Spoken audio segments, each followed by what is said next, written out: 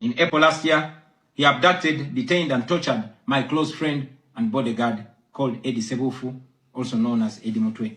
He later on posted on Twitter naked pictures of Eddie, boasting that Eddie Mutwe was in his basement learning Museveni's mother tongue, Unyankole. Last month, he bragged about killing 22 of my friends, and he said that he's praying that I am the 23rd person for him to kill. In other words, Museveni and his son no longer fear international retaliation for their crimes. They've been so emboldened by your lack of action. They know that they can murder their own people, imprison them, torture them, remove their fingernails, push needles down their testicles, and nothing will happen to them. Now, they're using rape as a weapon. Boys and girls, men and women, people of all ages have reported being sexually assaulted by Muhoozi's military. And it's not rare. The majority of the people that they capture and unlawfully imprison have reported being raped, whether men or women. It is no longer possible, ladies and gentlemen, for the international community to deny Museveni's violence and atrocities. It's all over social media. And today, I am talking about it. Simbalamusizaako nnyo mikwano gyange oli ku Yugi Updates TV mukulike obwakedde ebyagenze maaso twabadde mu Geneva Summit olunaku olw'eggulo kansube nti nno mwajoose buliro ebyavudde byonna kansube nti nno wabitegedde bulungi nnyo era byatadde essuubi bali atadde akamwenyumwenyu ku matama go mukwano gwange munnankyukakyuka ngenda kubanga mbayitiramu okubalaga embeera egenda maaso saawa yonna mwandira Mwami Yoweri Kaguta Museveni International Criminal Court ICC yegeze maaso n'omukoowola gwali eyampuliriza kubanga birungi si birungi walabye olunaku lw'eggulo kyenkuleetedde Robert Kyagulanyi Ssentamu ng'agenda maaso n'okusabumitinga ensonga z'Abannayuganda sizize ensonga eziruma Bannayuganda ezigenda mu maaso n'okuba nga ziyigganya Bannayuganda walabye engeri gye yazisabumitinzeemu walirowooza nti nno ku guno omulundi Robert Kyagulanyi Ssentamu amanyikiddwa nga Bobi Wine era ng'omukulembeze w'ekibiina kya National Unity Platform era nga Honorable Mulamba era nga badde presidential candidate gwe tusuubira okuba nga mulundi guno akalulu yakawuuse buva naye ne kafutyanka twali tusuubira okuba nga mu guno omulundi agenda kubeera soft mukkakkamu kwegamba nga mugonvu nnyo ng'asabumitinga ensonga kubanga ke kaseera ke twetaagiramu obuyambi naye yakulaze nti ali faamu ali concrete nga talina kye yeeguya kuba kyeruppe bano ngeri gy'asabumitingamu ensonga ze ng'alinga bagamba oba mwagala oba temwagala mumumanyi mutuyambe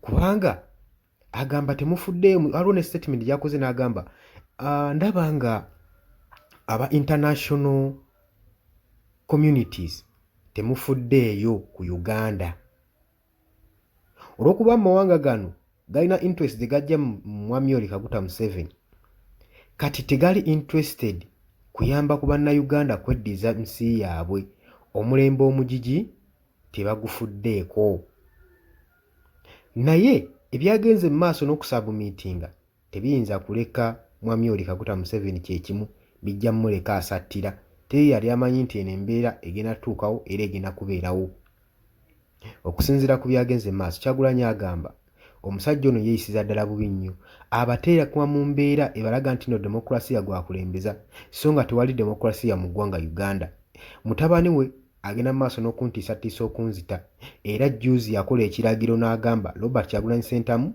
waba agaanye okwewaayo mu mikono gy'abakuumaddembe amukwatako agenda muwa ekirabo ky'amaanyi eiza bamuleete nga mufu oba nga mulamu ezo zaali statement za tweetinga era bino byonna Robert Kyagulanyi Ssentamu yagenze maaso n'obipresentingayo yabipresentinze mu samiti era n'agamba abantu bangi bagenda maaso n'okubonaabona abasajja n'abakyala bagenda mu maaso n'okukwatibwa sexual harassment mu makomero gye babakwatira era nga bino bikolebwa Muhoozi Kainerugaba Chief of Defence Force ku mudumu gw'emmundu agamba nti ekyokulabirako jjukiramu bodyguard we Robert Eddie Mutwe Edward Sebufu we yakwatibwa n'anoonyezebwa nga talaba n'ebitongole byonna ne bigamba tebimuyina n'oluvannyuma yalabibwako ku social media nga yina tafaananika ng'akubiddwa ng'asigaddizaako kikuba mutwe zonna ensonga yazanze bulungi nnyo era ne ziraga ndowooza agezezaako kusiigira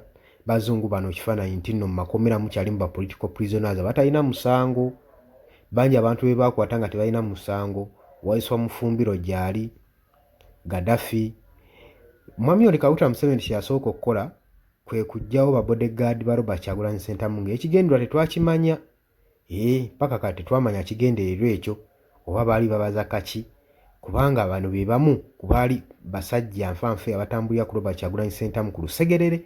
Kakati kino kyawaliza Mwami Yoweri Kaguta Museveni okumusikiriza obbawamba ng'oba oli awo alina information gy'abeetaagamu, naye yalinga afuuyira ndiga mulere, tewali kyeyafuna. Era ensonga zongera mu maaso n'okuba nga zimubijjira. Obunkenke bugenda mu maaso mu gavumenti ye, kabinenti ye egenda mu maaso n'okuba nga esanctioningibwa, bagenda mu maaso n'obateekako envumbo. Olaba ng'envumbo zino ze bateekako ezitabagasa, natti ze babateekako zigenda kutuuka ekiseera zibafunze, olw'ensonga nti Museveni saako ne kabinenti ye bwe baba nga balina ebyobugagga bye bainvestinga mu mawanga ag'ebweru, kitegeeza nti tebagenda kubeera na access ku byobugagga byabwe bye bajja batereka mu mawanga ag'ebweru. Kitegeeza ebintu bingi nnyo batagenda kubeerako na access.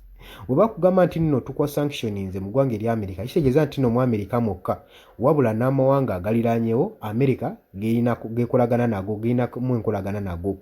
Kitegeeza nti nno kituuka ekiseera nga tugambe Amerika oba Bungereza ekolagana n'eggwanga erya Kenya, nga Museveni wakwatibwako mu Kenya kaba kaweddemu, aba alina kukwatibwa bukwatibwa n'atwalibwa mu International Criminal Court. Kakati ekintu kikolawo ekityo gwe mukwano gwange abadde takimanyi era ali eyo ampuliriza.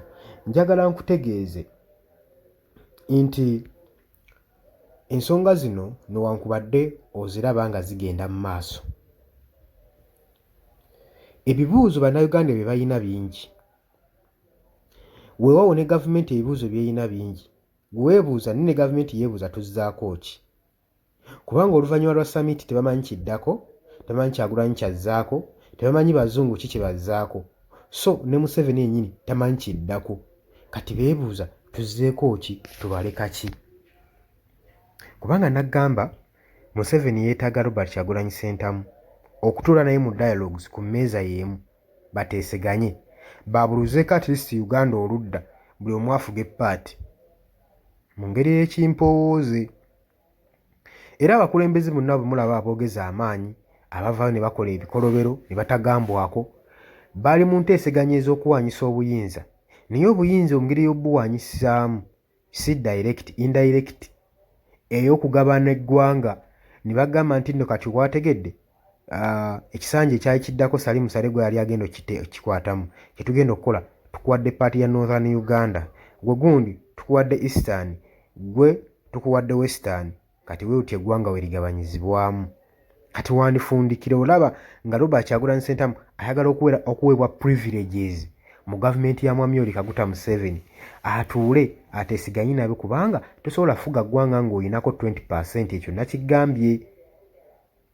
Ekituufu kiri nti 70% zayiza Robert Kyagulanyi Ssentamu, kati eggwanga ly'oyinako 20% tosobola ddifuga. Obufuzi bwa tebulina gye bulaga, obukulembeze bwa tebummuka, buli kyokola kiba kya nnyondo, kiba kya kukaka. So kano akaseera kiraga nti Mwami Yoweri Kaguta Museveni yeetaagira ddala Robert Kyagulanyi Ssentamu okutuula, okuteesa, naye ovuwiiki Robert Kyagulanyi Ssentamu kyatasobola muwa. Singa akikola ayinza ate okunnyonnyola bannayuganda, annyonnyola ate bannayuganda nti yagenze wa Museveni ng'akola ki? Abaana b'abantu bonna abattiddwa, abasibiddwa, ayina okunnyonnyola waaki baba basibiddwa. Basibiddwa lwa nsonga ki? Ng'agenze maaso n'okukolagana ne gavumenti eriko, ebetuntuzza, ebasse, ebuzizzaawo baganda baabwe.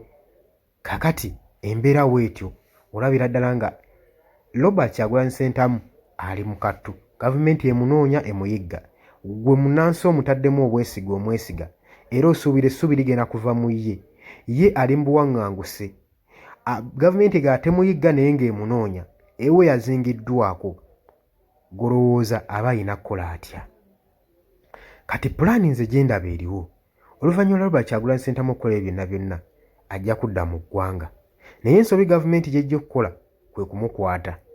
Ejja kuba ekoze ensobi ey'amaanyi, kijja kuba kiraze submission zonna z'akoze mu samiti byonna bituufu era weebiti we biri. Era Mwami Yoweri Kaguta Museveni okuggyako abeeremu amagezi amuleke ataayaye aye butaala, kubanga kino kyamundireetera bannayuganda okumusenza oluti ng'ekikere, kubanga after all ensonga zonna bamaze dozisubmitinga eziraga enkola ey'ennakyemala dictatorship, kakitegeeza ajja kubanga ekiwundu akiwambuye eddagala. Oli ku Yugi Update Civic osinza oba ng'otuwuliriza, kutegeeza nti gwe mukwano gwange ayagala sharinga vidiyo eno etambule. Abasharinga mbaagala nnyo, abakomentinga, abalayikinga mbaagala nnyo baganda bange. Oli ku Yugi Update TV, tovaako, tugenda kubanga tukomawo.